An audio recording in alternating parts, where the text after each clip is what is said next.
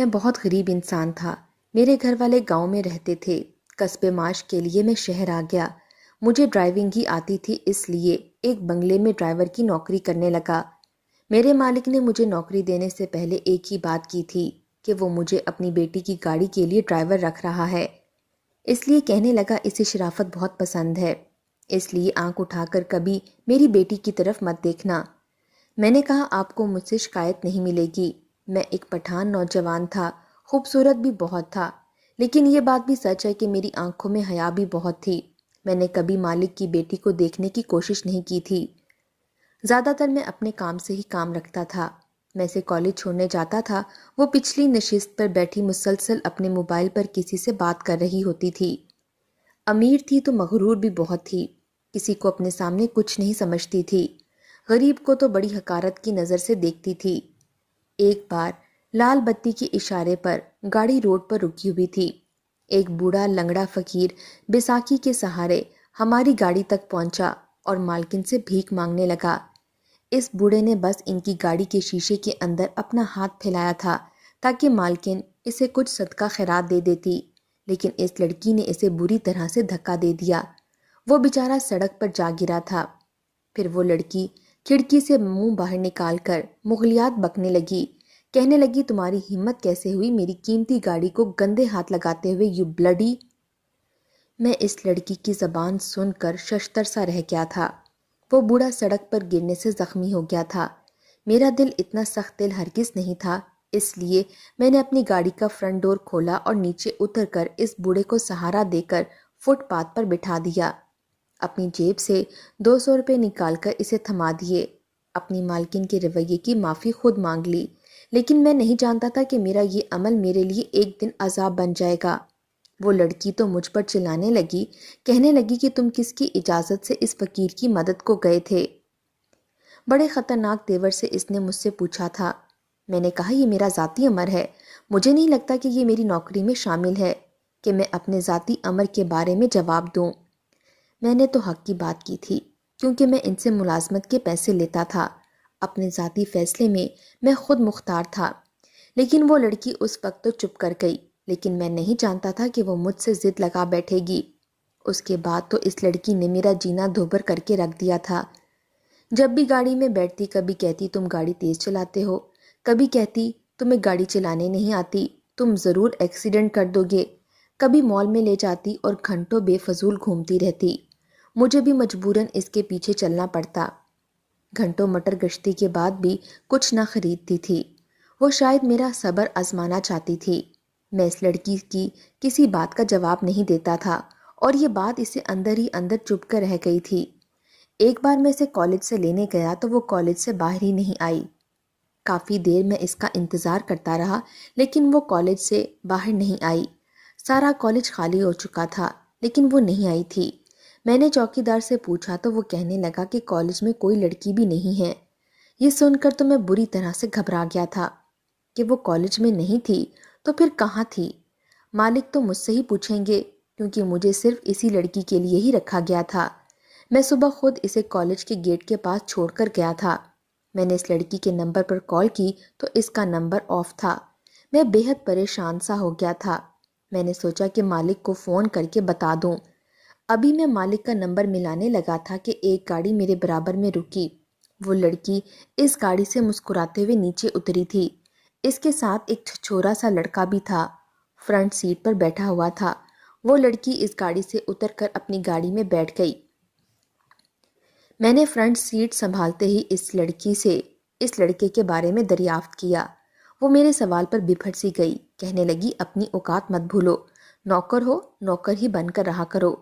میں نے کہا آپ کے والد نے میری ذمہ داری آپ پر لگائی ہے، آپ کہاں جاتی ہیں، کس سے ملتی ہیں، وہ مجھ سے روز پوچھتے ہیں، اس لیے میں نے آپ سے پوچھ لیا تاکہ اگر وہ مجھ سے پوچھیں تو میں انہیں جواب دے دوں۔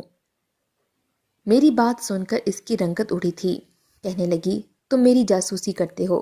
میں نے کہا آپ کے والد نے کہا ہے۔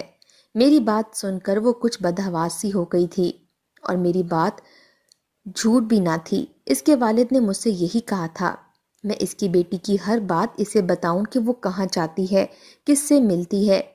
اس لڑکی نے اپنے پرس سے کئی ہزار کے نوٹ نکال کر میری طرف بڑھائے۔ وہ شاید یہ سمجھتی تھی کہ میں لالچی ہوں، لیکن میں پٹھان تھا۔ ہم لوگ اپنے کال و فیل کے بڑے کھرے ہوتے ہیں۔ جس مالک کا میں نے نمک کھایا تھا، اس کے ساتھ میں مر کر بھی نمک حرامی نہیں کر سکتا تھا۔ میں نے وہ پیسے نہیں لیے۔ میں نے کہا آج اپنے والد کے سامنے اس لڑکے کا تعارف کرانے کے لیے تیار رہیے گا۔ میری بات سن کر وہ مجھ سے کہنے لگی، میں اس کے والد سے کچھ نہ کہوں، وہ مجھے منہ مانگی رقم دے گی۔ میں یہ سمجھ چکا تھا کہ وہ اپنے باپ سے بہت ڈرتی ہے، اس لیے میں نے کہا مجھے آپ کے پیسے نہیں چاہیے۔ وہ میری بات سن کر رونے لگی، کہنے لگی خدا کے لیے میرے باپ سے کچھ مت کہنا، ورنہ وہ مجھے آگے پڑھنے نہیں دے گا۔ میں دوبارہ اس لڑکے سے ہرگز بھی نہیں ملوں گی۔ وہ لڑکی بہت خوفزدہ تھی۔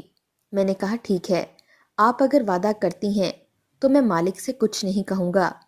اس کے بعد وہ لڑکی بالکل تیر کی مانند ٹھیک ہو گئی تھی۔ میں نے بھی اپنی ڈیوٹی سخت کر دی تھی۔ جب تک وہ کالج کے گیٹ سے اندر نہ چلی جاتی میں وہیں کھڑا رہتا۔ اس کی چھٹی سے پہلے میں کالج کے باہر پہنچ جاتا۔ میں چاہتا تھا وہ برائی کی طرف نہ جائے جس سے میرے مالک کی بدنامی ہو۔ ایک بار وہ مجھے ایک گھر کے سامنے لے گئی، کہنے لگی یہ میری دوست کا گھر ہے، تم یہیں رکو، مجھے چند گھنٹے لگیں گے۔ میں وہیں باہر کھڑا ہو گیا۔ 4-5 گھنٹے بعد وہ باہر آئی تھی اور بہت خوش تھی۔ پھر تو اس لڑکی نے اپنا معمول ہی بنا لیا تھا۔ وہ ہر دوسرے تیسرے دن اسی گھر میں جانے لگی۔ وہ اس کی دوست کا گھر تھا، یہ بات میرے مالک بھی جانتے تھے، اس لیے میں بھی بے فکر سا ہو گیا۔ لیکن ایک بار میری مالکن کی طبیعت بہت خراب سی ہونے لگی۔ اس کی آنکھوں کے نیچے ہلکے گہرے ہونے لگے تھے۔ وہ بہت چپ چپ سی تھی۔ ایک دن وہ کالج کی واپسی پر پچھلی نشست پر بیٹھنے کی بجائے فرنٹ سیٹ پر میرے ساتھ بیٹھ گئی۔ میں اس کی اس حرکت پر بخلا سے گیا تھا۔ میں نے کہا کہ پیچھے جا کر بیٹھ جائیں، لیکن وہ رونے لگی، کہنے لگی مجھے تم سے محبت ہو گئی ہے، میں تمہارے بغیر نہیں رہ سکتی۔ اس کی بات سن کر تو میں اچھنبے میں آ گیا تھا۔ وہ یہ کیا بول رہی تھی؟ میں تو حیرت سے اسے آنکھیں پھاڑے دیکھنے لگا۔ میں نے کہا آپ ہوش میں تو ہیں؟ آپ میرے مالک کی بیٹی ہیں اور میرا مالک مجھ پر اعتبار کرتا ہے، میں تو آپ کے بارے میں ایسا سوچ بھی نہیں سکتا۔ لیکن وہ کہنے لگی کہ وہ میرے بغیر نہیں جی سکتی۔ میں نے اسے غصے سے دیکھا اور غصے سے ہی کہا کہ وہ پیچھے جا کر بیٹھ جائے، ورنہ میں اس کی یہ بات بھی مالک کو بتا دوں گا۔ مجھے لگا وہ اس بار بھی ڈر جائے گی، لیکن وہ نہیں ڈری۔ کہنے لگی میں خود اپنے باپ سے کہہ دوں گی، میں تم سے محبت کرنے لگی ہوں۔ میں نے سوچ لیا تھا کہ اس سے پہلے کہ یہ لڑکی کوئی غلط قدم اٹھائے میں نوکری ہی چھوڑ دیتا ہوں۔ میں نے کوئی جواب نہیں دیا اور اسے گھر کے باہر اتار دیا۔ وہ اپنے گھر چلی گئی۔ رات کو میں نے مالک سے کہا کہ میں یہ نوکری نہیں کر سکتا، مجھے اپنے گاؤں واپس جانا ہے۔ وہ مجھ سے نوکری چھوڑنے کی وجہ پوچھنے لگے۔ میں نے کہا مجھے شہر میں نہیں رہنا، میں واپس گاؤں جانا چاہتا ہوں، آپ میرا حساب کر دیں۔ وہ بہت متفکر سے ہو گئے تھے، لیکن میں اس لڑکی کی بڑھتی ہوئی جسارتوں سے ڈر گیا تھا، اس لیے کہ وہ کوئی بڑا قدم اٹھاتی بہتر تھا کہ میں کنارہ کشی اختیار کر لیتا۔ میں اپنے کوارٹر میں چلا گیا اور اپنا بیگ بھی پیک کر لیا۔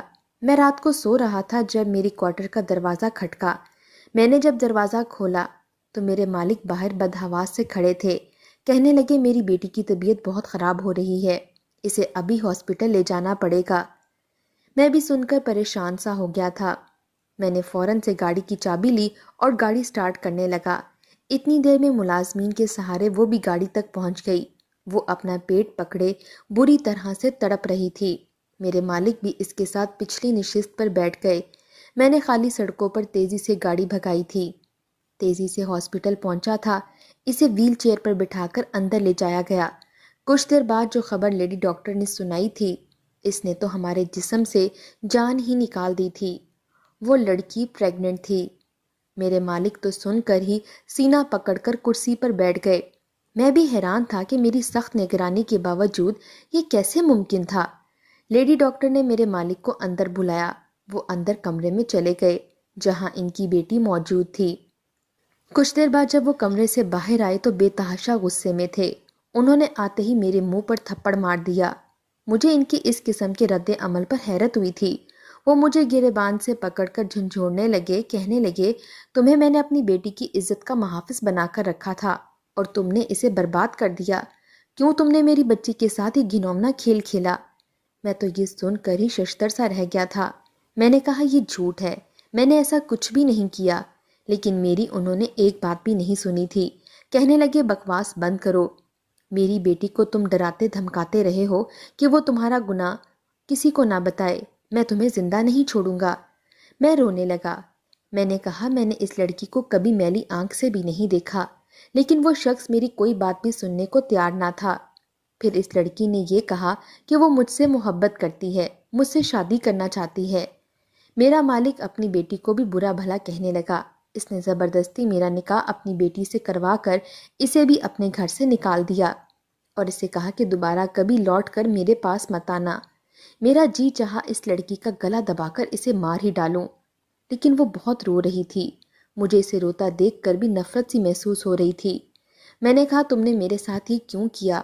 وہ کہنے لگی مجھے معاف کر دو، میرے پاس کوئی اور راستہ نہیں بچا تھا۔ میں جس لڑکے سے محبت کرتی تھی وہ مجھ سے گناہ کر چکا تھا اور اس کے پاس میری نازیبہ تصویریں بھی تھیں۔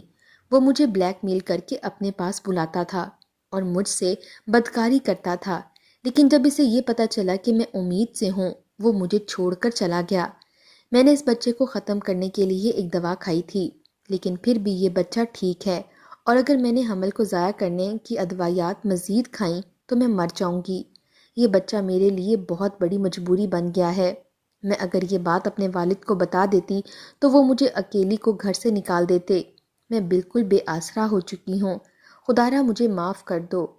میں نے اسے کچھ نہیں کہا۔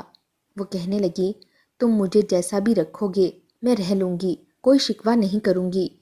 اسے لگا تھا کہ شاید غربت کوئی آسان شے ہے۔ میں اسے اپنے گاؤں لے گیا۔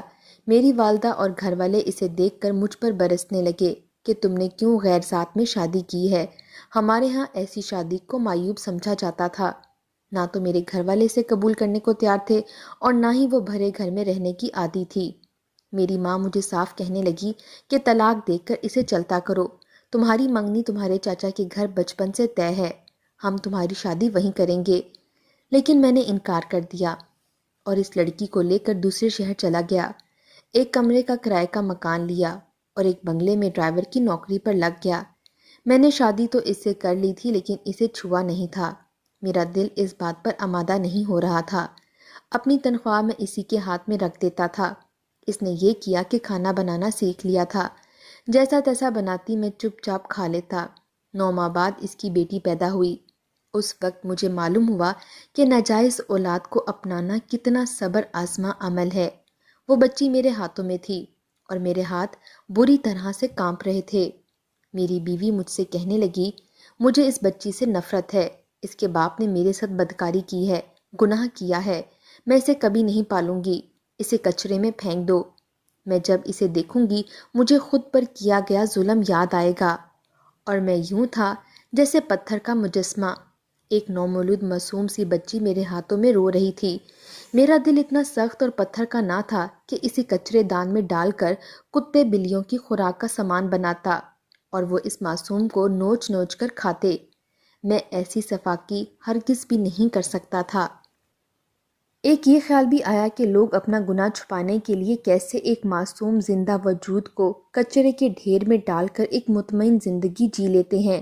میرا پورا وجود اس وقت خوف کے مارے کانپ رہا تھا، میری آنکھوں سے آنسو جاری تھے۔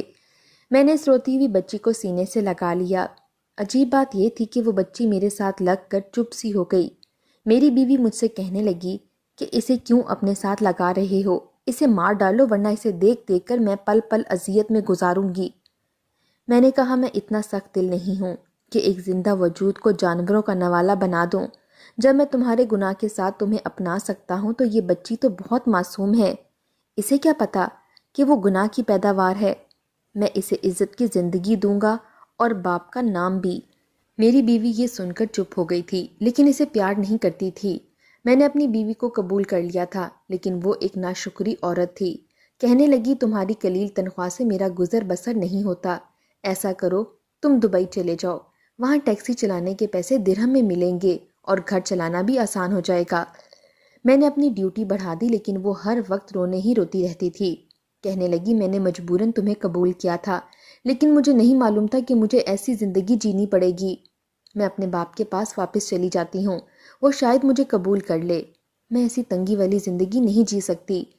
یہ بات میری غیرت کو گوارا نہ تھی کہ میری بیوی باپ کی دہلیز پر اپنی خواہشات کے لیے بھیک مانگے۔ اس لیے میں نے اسے کہا، میں دبئی چلا جاتا ہوں، لیکن تم کبھی بھی باپ کے پاس نہیں جاؤ گی۔ وہ میری بات مان گئی، لیکن میرے پاس دبئی جانے کے لیے پیسے نہ تھے۔ میں نے اپنی مجبوری ایک دوست کو بتائی، وہ ایک ہاسپٹل میں وارڈ بوائے کا کام کرتا تھا۔ مجھ سے کہنے لگا کہ اگر تم اپنا ایک گردہ بیچ دو تو اس کے پیسے تمہیں لاکھوں میں ملیں گے، تمہارا مسئلہ بھی حل ہو جائے گا اور تمہاری وجہ سے ایک مرتا شخص بھی جی لے گا۔ میں اس کی بات مان گیا۔ میں نے اپنا ایک گردہ بیچ دیا۔ اپنی بیوی کو میں نے ہر بات بتا دی تھی، لیکن اسے اس بات سے کوئی فرق نہیں پڑتا تھا کہ میں نے کیوں اپنا گردہ بیچا۔ وہ تو بس اس لیے خوش تھی کہ دبئی جا کر میں اسے درہم بھیجوں گا۔ وہ چھوٹی بچی بھی 2 سال کی ہو چکی تھی، مجھے بابا بابا کہہ کر پکارتی تھی، اپنے ننھے ننھے ہاتھوں سے میرے کبھی جوتے لا کر مجھے پہنانے کی کوشش کرنے لگتی، کبھی مجھے پانی کا گلاس پکڑاتی۔ بابا بابا کہہ کر وہ میری گود میں بیٹھ جاتی، میرے ہاتھ چومنے لگتی۔ جب بھی میں نوکری سے واپس آتا، میرا پسینہ اپنے چھوٹے ہاتھوں سے صاف کرتی۔ مجھے اس پر جی بھر کر پیار آتا تھا، لیکن میری بیوی ہی اسے پیار نہیں کرتی تھی۔ میں نے کبھی اسے اس بچی کو اپنے ساتھ لگاتے نہیں دیکھا تھا۔ جیسے ہی میری طبیعت کچھ بہتر ہوئی، میں نے دبئی کا ویزا لگوایا اور باقی کے پیسے بیوی کو دے کر دبئی چلا گیا۔ وہاں میں ٹیکسی چلانے لگا۔ ہر ماہ میں اپنی بیوی کو ایک معقول رقم بھیجتا تھا اور وہ بہت خوش ہوتی، کہتی میں نے اے سی لگوا لیا ہے، فریج بھی خرید لی ہے، تمہاری اگلی تنخواہ پر یو پی ایس بھی خرید لوں گی۔ ایسا کرو، تم اپنی ڈیوٹی ڈبل کر لو تاکہ پیسے جمع کر کے میں اس گھر کو خرید لوں، تاکہ جب تم واپس لوٹو تو ہماری رہائش اپنی ہو چکی ہو۔ میری بیوی جب تک مجھ سے فون پر بات کرتی، بس اس کے پاس شکوے شکایتیں ہی ہوتی، کم آئے گی کی رونے ہی روتی رہتی۔ جب میں اپنی بیٹی آمنہ سے بات کرتا، اسے پوچھتا کہ اس کے لیے کیا بھیجوں، تو وہ کہتی، بابا مجھے کچھ نہیں چاہیے، مجھے آپ یاد آتے ہو، واپس آ جاؤ نا بابا۔ اس کی سسکیوں کے ساتھ بس یہی ایک فرمائش ہوتی تھی۔ اس سے بات کر کے میری اپنی آنکھیں نم ہو جاتی تھیں۔ میں نے اپنی ڈیوٹی بڑھا دی تھی۔ میں 17 سے 18 گھنٹے کی ڈیوٹی کرنے لگا تھا۔ میں بھی یہی چاہتا تھا کہ گھر اپنا ہو جائے، تاکہ جب واپس جاؤں تو مجھے زیادہ مشقت نہ کرنی پڑے۔ ہر ماہ میں آمنہ کے لیے ڈھیروں کھلونے بھیجتا تھا، اس سے اس کی فرمائشیں بھی پوچھتا۔ میری خواہش ہوتی کہ وہ مجھ سے اپنی پسند کی کھلونے مانگے، لیکن وہ مجھ سے کچھ نہیں مانگتی تھی، بس یہی کہتی تھی کہ میں واپس آ جاؤں۔ وہ مجھے بہت یاد کرتی تھی۔ وقت یوں ہی گزرنے لگا۔ جب بھی میں واپس آنے کا پروگرام بناتا، میری بیوی کہتی، واپس آ کر کیا کرو گے؟ نہ جانے دوبارہ ویزا لگے یا نہ لگے۔ وقت بڑی تیزی سے گزر رہا تھا۔ میرے 15 سال دبئی میں ہی گزر گئے۔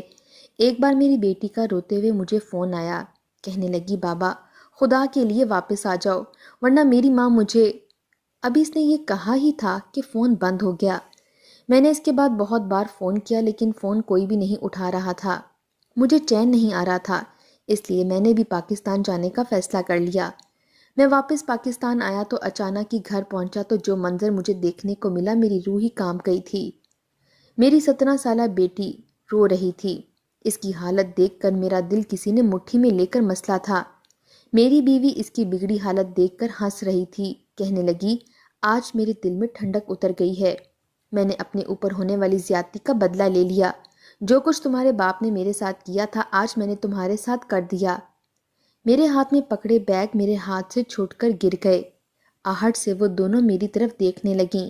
میری بیوی مجھے بنا پیشگی اطلاع کے دیکھ کر حیران تھی، لیکن آمنہ میرے پاس بھاگ کر آئی تھی اور میرے ساتھ لگ کر رونے لگی، کہنے لگی، بابا آپ نے دیر کر دی۔ آپ نے کیوں دیر کر دی؟ بابا یہ عورت میری ماں نہیں، جلاد ہے۔ یہ مجھ پر بہت ظلم کرتی تھی، لیکن میں سہتی رہی۔ لیکن رات کو جو کچھ اس نے میرے ساتھ کیا، وہ مجھ سے سہا نہیں جا رہا۔ اس نے کسی غیر شخص کے ساتھ مجھے ایک رات کے لیے زبردستی بھیج دیا۔ کہنے لگی، تیرا باپ برا انسان ہے، اس نے جو کبھی میرے ساتھ کیا، میں بھی اس کا بدلہ تجھ سے لوں گی۔ اس عورت نے مجھے برباد کر دیا۔ مجھ سے کہتی ہے کہ تم میرے شوہر کی بیٹی نہیں ہو۔ میں آپ کی ہی بیٹی ہوں نا بابا، بولے نا بابا، میں آپ کی بیٹی ہوں نا، میں کسی کی ناجائز اولاد تو نہیں ہوں نا۔ میرے آنسو بہہ رہے تھے۔ میں نے کہا، تم میری ہی بیٹی ہو۔ پھر میں نے سامنے کھڑی اس عورت کو طلاق دے دی، کیونکہ وہ کبھی بھی سدھر نہیں سکتی تھی۔ اس کی ناشکری کبھی بھی شکر گزاری میں نہیں بدل سکتی تھی۔ جو کچھ اس نے آمنہ کے ساتھ کیا وہ میں برداشت نہیں کر سکتا تھا۔ وہ عورت واپس چلی گئی۔ میں نے آمنہ کا پہلے سے بھی زیادہ خیال رکھنا شروع کر دیا، اسے تعلیم دلوائی اور اس کے بعد اس کی اچھی جگہ شادی کر دی۔ اس کا عیب اللہ نے چھپا لیا کیونکہ وہ معصوم تھی، اس کا کوئی قصور نہیں تھا۔ ایسے بچے کیسے قصوروار ہو سکتے ہیں جنہیں خود یہ معلوم نہ ہو کہ وہ جائز ہیں یا ناجائز؟